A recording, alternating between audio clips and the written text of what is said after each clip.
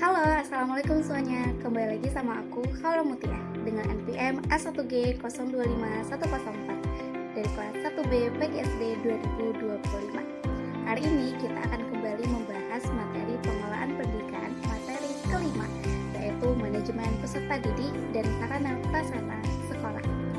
Nah, teman-teman, dalam materi ini kita akan membahas dua aspek yang berbeda namun saling berkesinambungan untuk mencapai satu tujuan pendidikan. Yang pertama adalah peserta didik yang kita ibaratkan seperti penumpang. Layaknya penumpang perlu dikondisikan, ditertibkan sehingga perjalanan dapat mencapai tujuan yang diinginkan.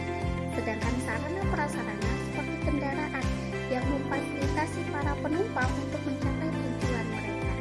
Nah, kedua hal ini berbeda sekali. Satu makhluk hidup, satu benda tak hidup, namun saling berkesinambungan untuk mencapai manajemen pendidikan yang berbeda. Nah, yang pertama kali kita akan bahas adalah manajemen peserta didik. Yuk kita bahas. Manajemen peserta didik. Manajemen peserta didik adalah proses pengaturan segala sesuatu yang berkaitan dengan peserta didik, mulai dari mereka masuk hingga keluar dari lembaga pendidikan, untuk mendukung proses pembelajaran agar berjalan lancar, teratur, dan efektif demi mencapai tujuan pendidikan sekolah. Kegiatan manajemen ini mencakup perencanaan, penerimaan, orientasi, pengelolaan kehadiran, evaluasi belajar, pembinaan disiplin, hingga penanganan mutasi. Si manajemen peserta didik. 1. Pengembangan potensi individual. 2. Pengembangan fungsi sosial. 3. Penyaluran aspirasi dan harapan. 4. Pemenuhan kebutuhan dan kesejahteraan. 5. Pengaturan kehadiran dan kedisiplinan. 6. Pengelolaan evaluasi. Dan yang terakhir, 7. Penerimaan dan orientasi. Ruang lingkup peserta didik dibagi dalam 3 tahap. Tahap awal, 1. Perencanaan peserta didik. 2. Penerimaan dan seleksi. 3. Orientasi. Tahap pengembangan, 1. Pengelolaan kehadiran. 2. Pengelompokan peserta didik. 3. Pembinaan disiplin dan kode etik. 4. Layanan khusus.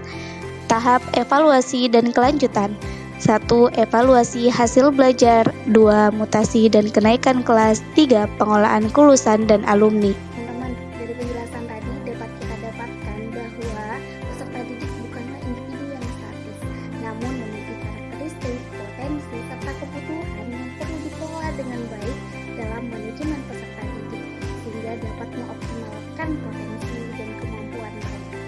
Nah, kalau tadi kita membahas makhluk hidup, sekarang kita membahas fasilitas bagi mereka, yaitu sarana prasarana.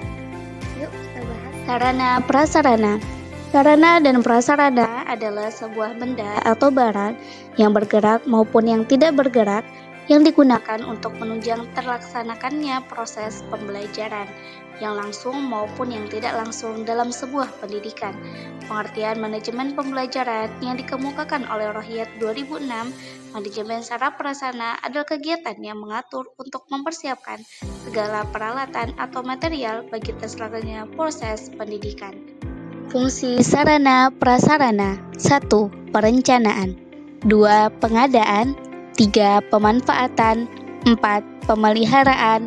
Dan yang terakhir, inventarisasi dan penghapusan. Nah, teman-teman, dari materi yang telah kita bahas tadi, dapat kita simpulkan bahwa manajemen peserta didik adalah pengelolaan bagi siswa mulai dari pendaftaran hingga tercapainya manajemen pendidikan yang diinginkan.